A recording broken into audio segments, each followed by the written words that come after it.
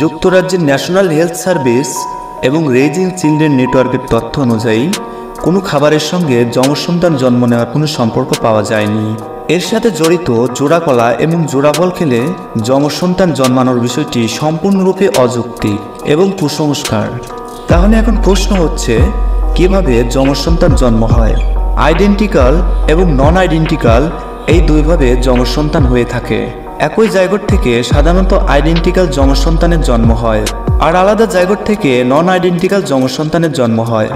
Zygote বলতে আমরা সাধারণত বুঝে থাকি যে কোষ থেকে প্রাণের সূচনা হয়। পুরুষের শুক্রাণু নারীর ডিম্বাণুকে নিষিক্ত করে সেই সময় দুটি কোষ একত্র হয়ে একটি একক কোষ তৈরি করে, যাকে বলা হয় জাইগোট। এটি পরবর্তীতে বারবার বিভাজিত বা খণ্ড খণ্ড হয়ে এক প্রকার কোষগুচ্ছ তৈরি করে। এটি আরও বিভাজিত হয়ে ভ্রূণ তৈরি করে, আর এই ভ্রূণ থেকেই সন্তানের জন্ম হয়।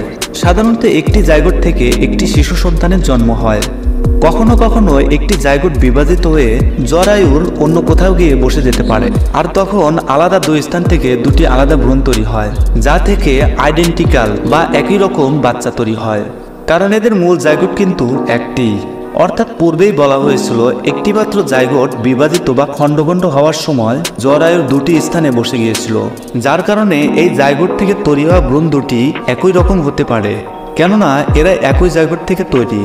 এক্ষেত্রে জিনগত কোনো পার্থক্য থাকে না এবং এই ধরনের যমজ সন্তান দেখতে একই রকম হয়ে থাকে, যাকে বলা হয় আইডেন্টিক্যাল যমজ সন্তান। মানে দুটি যমজ সন্তানের মধ্যে কোনো পার্থক্য নেই, এরা দেখতে হুবহু একই রকম। এছাড়াও অন্যভাবেও যমজ সন্তানের জন্ম হতে পারে। প্রতি মাসে একটি ডিম্বাণু ডিম্বাশয় থেকে ডিম্বনালীতে আসে, তবে কখনো কখনো এর ব্যতিক্রমও হয়ে থাকে। কখনো কোনো মাসে দুটি ডিম্বনালীতে আলাদা দুটি ডিম্বাণু এসে থাকে, আর এই ডিম্বাণু দুটি একসঙ্গে নিষিক্ত হলে সেই সময় যমজ সন্তানের জন্ম হয়, যাকে বলা হয় নন আইডেন্টিক্যাল যমজ বা ভিন্ন রকম দেখতে যমজ সন্তান। কেননা এরা দুটি ডিম্বাণু থেকে তৈরি, যার কারণে এদের আকার আকৃতি সম্পূর্ণ ভিন্ন। আরও শুনলে অবাক হবেন, আইডেন্টিক্যাল যমজ সন্তান বা একই রকম দেখতে যমজ সন্তানের একজনের ফিঙ্গারের সাথে অন্যজনের ফিঙ্গারের কোনো মিল নেই, অথচ এরা একই জায়গা থেকে তৈরি এবং এদের আকার আকৃতি একই রকম।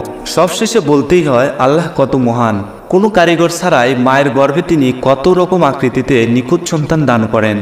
যমজ সন্তান দেখতে একই রকম হলেও তাদের ফিঙ্গার না মেলার কারণ অন্য একটি ভিডিওতে আপনাদের সাথে আলোচনা করব। ততক্ষণ সবাই ভালো থাকবেন এবং নিজের শরীরের যত্ন নেবেন।